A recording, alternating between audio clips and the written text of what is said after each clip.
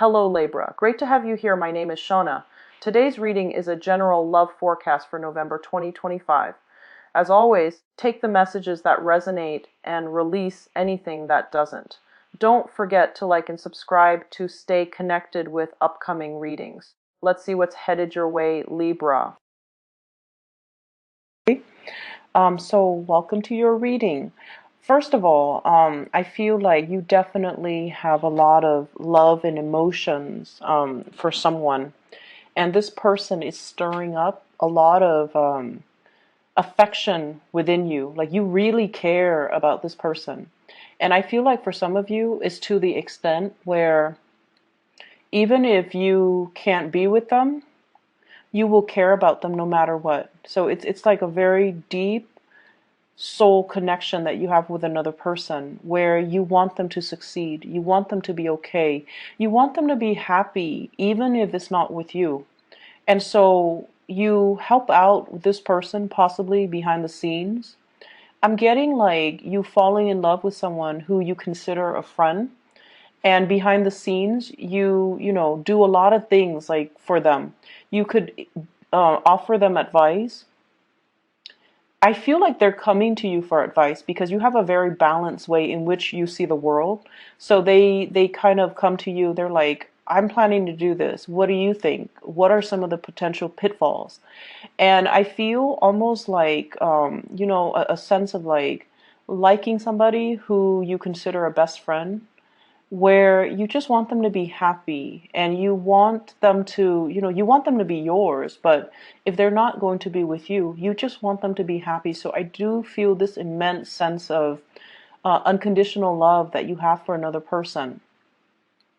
It shows up here as your energy, the Ace of Cups, okay? Having love for somebody, feeling this immense, immense love overflowing out of your heart to another person.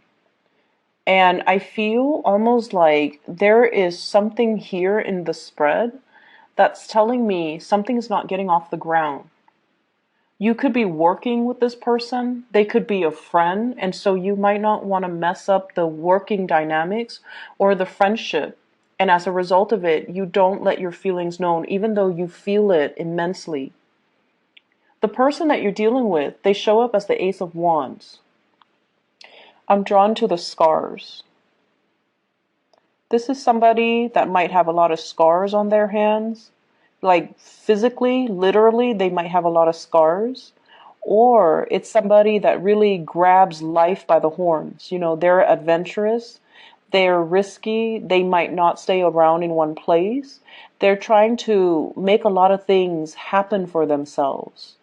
They're also somebody that you might feel they're not going to stick around. So I don't want to I don't want to kind of like limit their options. I don't want to keep them with me. I want them to roam. For some of you, you might be dealing with a fire sign, Sagittarius, Aries, or Leo. And there is a sense of destructiveness with this person. Either they are, prone to being very impatient and make bad decisions and impulsive and go after the first thing that they see, or there is a carelessness about them in the way that they live their lives. They might be here today, gone tomorrow. And I'm once again drawn to the scars. So it might be someone who's accident prone or somebody that likes to create, tension and conflict in a situation.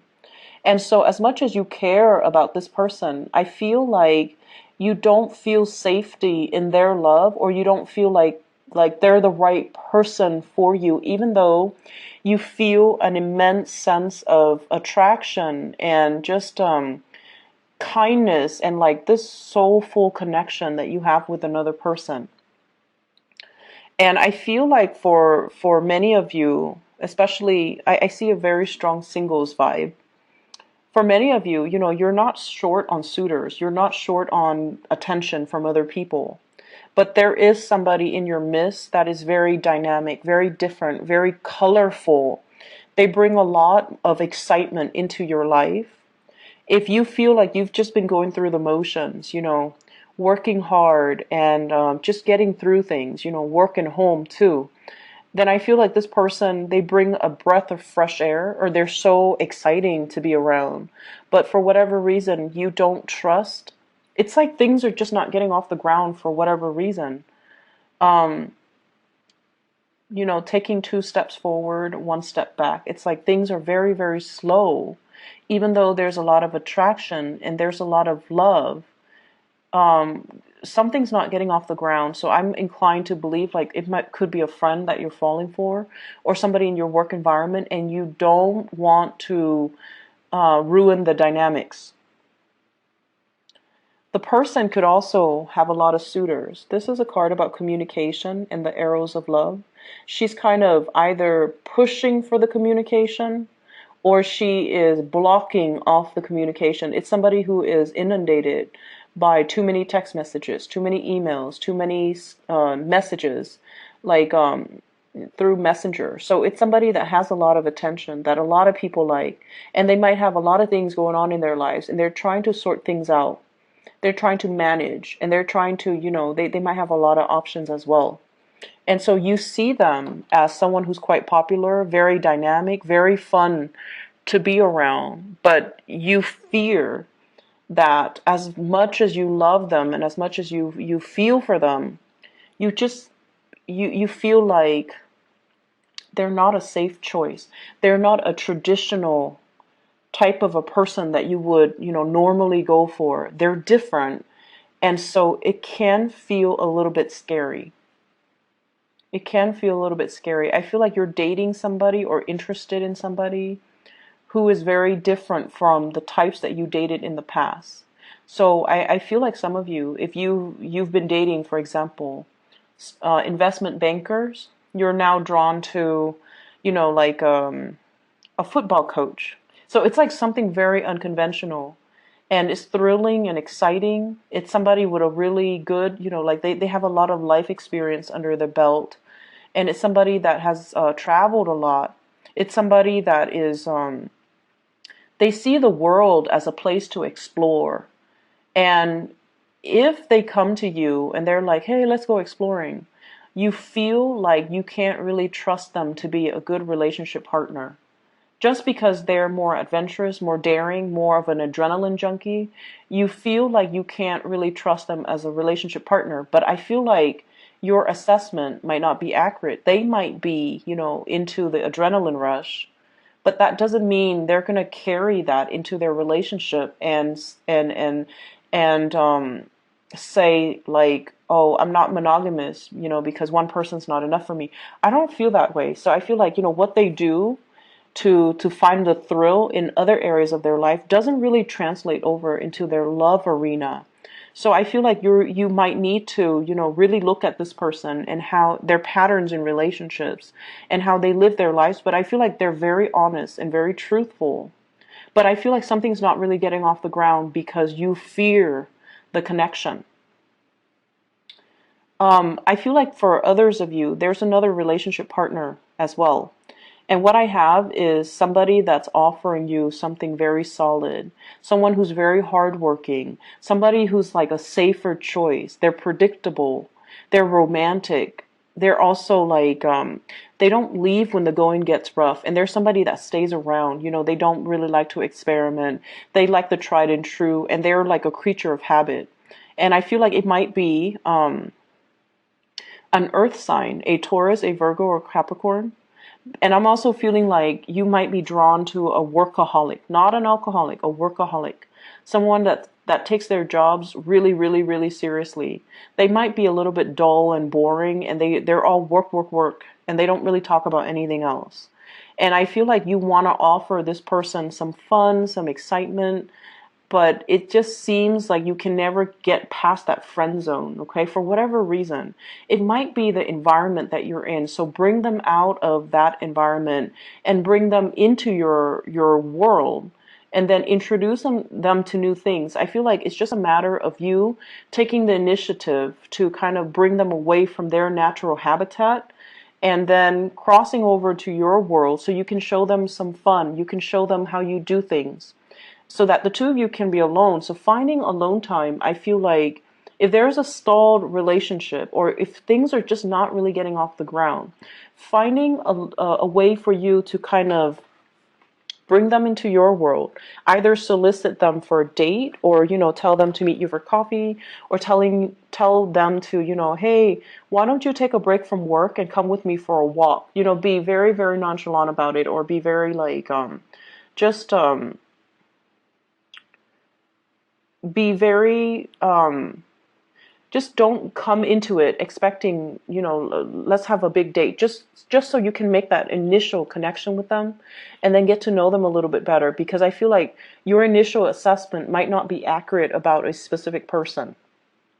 And so I feel like there is someone who's very exciting, and then others of you who are dealing with someone who's like all work and no fun. And you find them really, really fascinating as well, even though, right off the bat, you feel like, oh, they're boring. They don't seem like they have anything else. They're just like so work focused. But I feel like your assessment of a person might not be accurate for this week. But either way, I feel many of you are naturally very, very drawn to another person, and you want to spend the time with them. I see many of you kind of like, every time, in conversation with other friends or other people, if their name comes up, you kind of, it rattles you a little bit. And I see somebody like right outside your door, you're outside their door, kind of hovering, trying to rehearse in your mind, like, what should I talk to them about? How should I need to plan out the conversation so that I have something to say. Otherwise, there's going to be that awkward silence. So I feel like you're trying to rehearse a conversation in your head, or you're trying to think of like talking points so that the conversation doesn't lag, or there's no lull in the conversation, and that would in turn, create the awkward silence. I see you wanting to get to know somebody, wanting to like, get them out of their element so that you can get to know them more on a personal level. But nothing is really being done. It's like admiring somebody from afar, but there's no concrete actions taken from your end to make it a reality. Okay, so this is something we need to work on. We need to make our intentions a little bit more known, and we need to be a little bit more verbal with, hey, why don't you take a step away from work and, go for a walk with me, or get some coffee with me. Or you can say like, you've been working really hard. You want to take a break and, do this with me. I feel like that would be a really non-threatening, non-committal way to spend time with somebody in a platonic way without giving your intentions away. So if you don't want them to know that you like them, but you want to spend one-on-one time with them, it would be a really good way for you to, get your foot in the door, okay? Other areas of your life, Libras, I feel like the emotional life spilling into this spread here. And what I'm seeing here is we have the Justice card, which is your card. And what it's telling me is there needs to be a better balance of emotions and in the work environment, okay? Balancing out emotions in the work environment, and especially for those of you who are in positions of power. We have the Emperor here. This is someone who is very prominent, very revered and respected in the work environment. So if you are in a work environment where you're managing people, you're managing personnel, you need to learn to be very, very impartial and very fair. So that means treat one person the same way that you would treat another person. And, it seems very, very intuitive, right? But I feel almost like, and this is a natural inclination for all of us, we have people that we gravitate towards. We have people that we like more than others. We have people that we're a lot more compatible with than other people. And in a management position, we need to separate those personal relationships or those personal feelings in the way that we treat our personnel, in the way that we treat our coworkers, in the way that we treat other people. So erring on the side of fairness and integrity, I feel like that's going to be very crucial for you. It sets you apart as management material. And it also creates an environment, like a really good working dynamics in the team atmosphere, where people can come to you because they know that you are very impartial, and they know that you are fair-minded, and you won't, so that you will give proper advice to everybody. So I feel like, being a lot more impartial, being more understanding, and being a little bit more, it's like taking the moral road, okay? Taking the high road, living up to your true potential, being a really good leader, and being very impartial in how you deal with your subordinates. And then for others of you who are not in management, supervisory, positions, I almost feel like you might be experiencing this in a work environment where you are admiring somebody because of their ability to solve problems, or their ability to be very impartial and very fair. Even if they don't like somebody, they don't make it known. They just treat everybody like one person is exactly like the next. And I feel like that's really going to create like a paradigm shift within you. And I feel like you are in awe and admiration of this person. I see some of you as well, thinking about possibly shifting into a new work environment, or having to travel a lot for work. I see you signing up for assignments. I see you as well. I feel like we have here the Two of Wands and the Chariot. Both of these are travel cards, long distance travel. Traveling in order to land a work assignment. Traveling and then coming back, and then disseminating information or sharing information. So I see like you traveling from one place to the next, or going from your branch to another branch, seeing how they do things, and then bringing that information and that knowledge back to your company, and talking to a higher up, a supervisor or manager, and sharing the information. I see some of you as well, sometime for this week, being called upon to kind of like provide honest feedback on a person. And I feel like if one of your employees or one of your coworkers might put you down for a reference, and you're getting some callback. And I feel like if you have somebody that you feel is underperforming, they ask you, can you be my reference? And you don't know what to say. You don't want to lie and say, yes, I will give you a sterling, letter of recommendation.